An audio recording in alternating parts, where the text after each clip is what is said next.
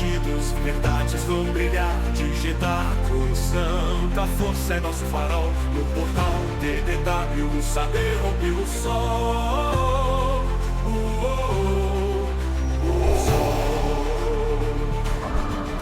Na trilha dos rios antigos seguimos com paixão, resgatando a história da galáxia em expansão. Com sabres, códigos e voz, nossa missão é lutar contra a névoa do esquecimento, vamos iluminar.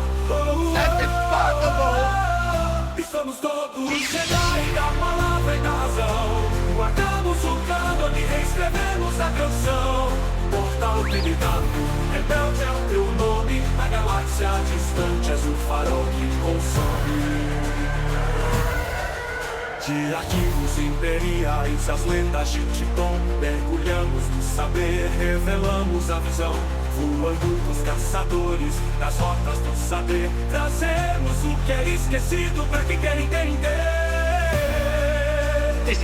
Na alvorada da esperança, nosso grito vai soar no portal TDW. A força vai reinar, que a galáxia nos ouça. Além do que se vê, o legado vive em nós e renasce com você. I got a bad feeling about this. E somos todos Jedi da palavra e da razão. Guardamos o cânone e reescrevemos a canção. Portal TDW, rebelde é o teu nome. Na galáxia distante és o farol que consome. E somos todos Jedi da palavra e da razão. Guardamos o cânone e reescrevemos a canção. Portal TDW, rebelde é o teu nome. Na galáxia distante és o farol que consome. Que consome. És o farol que consome.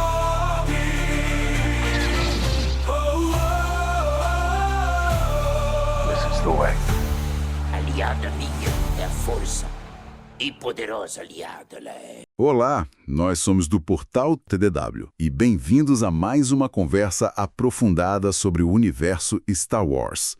Hoje o papo é sobre algo que, olha, tem gerado bastante discussão, né? Vale a pena ter uma segunda temporada de Obi-Wan Kenobi? Oi, pessoal. Pois é, uma pergunta que mexe com muita gente, não é? Porque, assim, a primeira temporada lá no Disney Plus trouxe o Ewan McGregor de volta, o que foi tipo um evento por si só. Começou com tudo na audiência, mas a verdade é que depois o negócio ficou um pouco mais complicado. Exatamente. E para guiar nossa conversa hoje, a gente vai usar como base uma análise crítica bem interessante que saiu lá no nosso portal TDW. O título já diz tudo. Obi-Wan Kenobi, segunda temporada, seria um erro. Então a nossa missão aqui é basicamente destrinchar os argumentos que eles apresentaram, porque essa análise acredita que continuar essa história específica pode ser, sei lá, um tiro no pé. Vamos investigar juntos. Vamos lá. Começando pelo começo, então. A primeira temporada, como ela foi recebida, afinal de contas? A análise do TDW, ela ressalta justamente essa dualidade. Teve um impacto enorme do retorno do McGregor, né? Isso é inegável. Teve o confronto com Vader, que muita gente esperava. Momentos fortes, com certeza. Sem dúvida, teve momentos icônicos ali. Mas o texto também aponta, e acho que com razão, o outro lado da moeda. Uma narrativa que patinou em alguns momentos, sabe? Um ritmo que foi considerado lento por uma parte do público e da crítica também.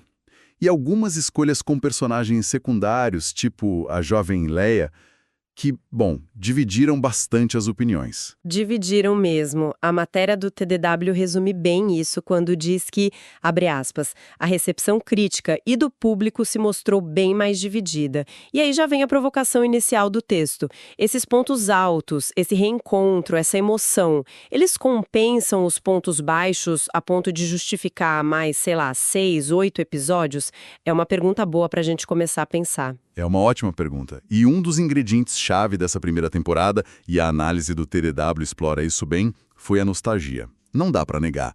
Ver o Obi-Wan de novo, interagindo com figuras conhecidas como o próprio Vader, a Leia, as referências visuais, temáticas, funcionou pra muita gente. Funcionou, claro. Só que o argumento central ali no texto é que a nostalgia tem um limite, né? A comparação que eles usam é muito boa. A nostalgia funciona como um tempero, não como prato principal. Faz todo sentido. Usar a nostalgia como um recurso para dar um toque especial é uma coisa. Agora, depender dela para carregar a trama inteira, aí é outra história. A análise do TDW sugere que tentar replicar essa fórmula numa segunda temporada poderia soar muito repetitivo, talvez até um pouco forçado. Exato. O público poderia começar a perceber as costuras, como diz o texto. Aquela emoção que foi genuína da primeira vez, de ver o retorno, poderia virar algo mais calculado, sabe? Menos espontâneo. Menos impactante, né? Com certeza. E isso nos leva direto a outro ponto crucial que a crítica do TW levanta. O arco do próprio Obi-Wan. Quer dizer, a primeira temporada se propôs a mostrar essa jornada dele, né? Saindo daquele estado quebrado, meio desconectado da força, traumatizado, até reencontrar um certo propósito, aceitar o passado. Sim, foi uma história sobre ele superar o trauma da Ordem 66, a queda do Anakin, todo aquele peso. Exatamente. A análise define isso muito bem como, abre aspas, em essência, uma narrativa de redenção.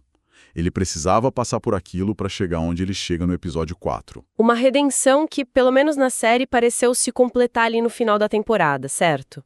Ele encontra uma certa paz, retoma o manto de protetor à distância, parece que ele chega num lugar de aceitação. Parece, né? E aí a análise do TW lança a pergunta que é inevitável, eu acho. Mas a grande questão é, o que restaria para contar se o conflito interno principal dele foi, de certa forma, resolvido ali? Qual seria o motor emocional para uma nova temporada inteira? A gente corre o risco de inventar um conflito só para ter mais história? Olha, é um risco bem considerável, viu? Pelo menos seguindo a perspectiva do artigo. Estender a história sem ter um novo propósito dramático que seja realmente forte, isso poderia acabar diluindo o impacto do que já foi contado na primeira temporada. Enfraqueceria o próprio arco que eles construíram, talvez. Possivelmente. E isso se conecta diretamente com outra grande preocupação que o texto aborda. O famoso cânone de Star Wars. Ah, o cânone. O terror e o deleite dos fãs. A primeira temporada já caminhou numa linha bem tênue, né? Tentando encaixar uma aventura super significativa entre os episódios 3 e 4, sem criar muitas contradições, e mesmo assim, nossa, como teve debate sobre isso. Muita discussão. A análise do TDW argumenta que uma segunda temporada teria ainda menos espaço para manobrar nesse sentido. É quase como, sei lá, andar num campo minado. O texto diz que cada passo dado fora de lugar pode contradizer elementos essenciais da saga. Pensa bem na ideia central do exílio dele em Tatooine. A missão dele é vigiar o Luke, viver recluso, escondido do Império. Quantas vezes ele pode sair do planeta para viver grandes aventuras intergalácticas sem que essa premissa toda comece a parecer meio frágil? Começa a não fechar a conta, né? Exatamente. A análise do TDW sugere que a primeira temporada já deu uma boa esticada nessa corda. Fazer isso de novo poderia comprometer a lógica interna desse período da vida do personagem, que é tão importante para a história geral. E não foram só questões de história ou de encaixe no cânone que a análise do TW apontou, né? O texto também entra firme nas críticas à própria execução da primeira temporada. Ele lista alguns problemas estruturais que incomodaram uma parte considerável do público e também da crítica especializada. Sim, a lista é relevante. Episódios com ritmo irregular, que a matéria descreve como arrastados em certos trechos, momentos de suspense que, segundo a crítica do portal, pareceram um pouco artificiais, forçados. Um certo uso de clichês narrativos também é mencionado, e até a produção visual, sabe? Embora tenha tido momentos muito bons, ela é colocada em comparação com outras séries de Star Wars, como The Mandalorian, e a conclusão do texto é que Kenobi não atingiu aquele mesmo nível de consistência ou de impacto visual. Lembro que o artigo mencionou também alguns momentos que quebravam um pouco o tom da série, usando termos como galhofa ou apontando algumas ações meio infantis de certos personagens, além de possíveis falhas de continuidade que os fãs mais atentos, aqueles com o olho de águia, notaram. Sempre notam. Sempre. E a visão da análise do TDW é bem pessimista quanto a consertar isso tudo, chegando a dizer que, abre aspas de novo, resolver todos esses problemas exigiria mudanças profundas. É mais provável que a Lucasfilm opte pelo cancelamento. Quer dizer, eles não parecem acreditar que seria fácil arrumar a casa. E o ponto-chave aqui, que a análise do TDW reforça bastante, é que não se tratam de pequenos ajustes, sabe? Tipo, melhora um diálogo aqui e corta uma cena ali.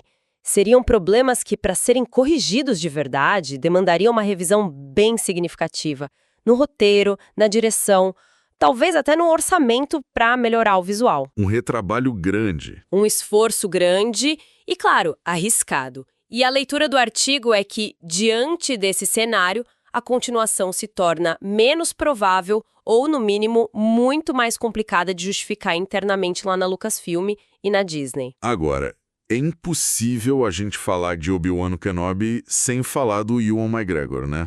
A paixão dele pelo personagem é palpável e a atuação dele na primeira temporada foi muito elogiada, acho que quase por unanimidade, mesmo por quem criticou outros aspectos da série. Com certeza absoluta.